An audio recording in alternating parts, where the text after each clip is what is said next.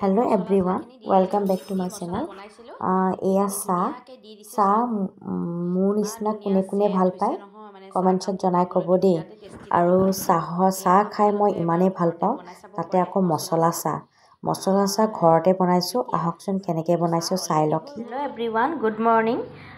আজি আহকচোন মছলা চাহ অলপ বনাও এয়া আপোনাৰ পান মছলা লৈছো জালুক লৈছো গোলাপৰ পাহিটো লৈছো তাৰপিছত আদা লৈছো অকণ শুকাই লৈছো আপোনাৰ এইটো ইলাইচি লৈছো তাৰপিছত লং আৰু ডালচিনি লৈছো আৰু অকণমান তুলসী লৈছো কাৰণ তুলসী দিলে এটা ঔষধি হে হয় তো সেইকাৰণে তুলসী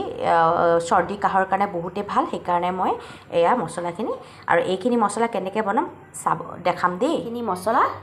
গুটিখিনি আপোনাৰ মই দি দিলোঁ অকণমান গৰম তাৱাত দি দিছোঁ আৰু ধুনীয়াকৈ ৰোষ্ট কৰি থাকিব লাগিব এয়া দেখিছে ধুনীয়াকৈ ৰোষ্ট কৰিব লাগিব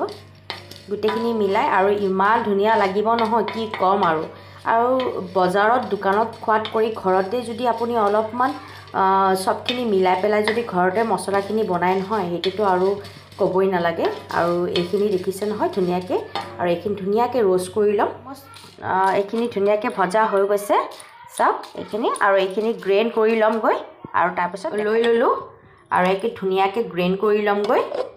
এয়া দেখিছে মই অলৰেডি পুৰা হৈ গৈছে আৰু এইটো কণ্টেইনাৰত ৰাখি দিলোঁ আৰু অকণমান পলিথিন এটা দি দিছোঁ মোৰ একচুৱেলি নেপকিন নাছিলে পলিথিনে দি দিছোঁ কাৰণ বতাহটো উৰাই মানে যিটো চেণ্ট হয় ন সেইটো উৰি নাযাবৰ কাৰণে এইটো পলিথিনটো দি দিছোঁ আৰু এনেকেই ধুনীয়াকৈ চাহ কাপ খাবলৈ কিমান ভাল লাগিব নহয় জানো আৰু চেণ্টটোৰ কথা নক'ব আৰু ইমানেই ধুনীয়া হৈছে চেণ্ট আৰু এয়া চাহ একাপ খাম আৰু এয়া আপোনাৰ পিঠা ললো আৰু এক কাপ মছলা চাহ খাই কিমান টেষ্টি লাগিব জানেনে আপোনালোকে এবাৰ ট্ৰাই কৰি চাব এতিয়া এইছো বাই বাই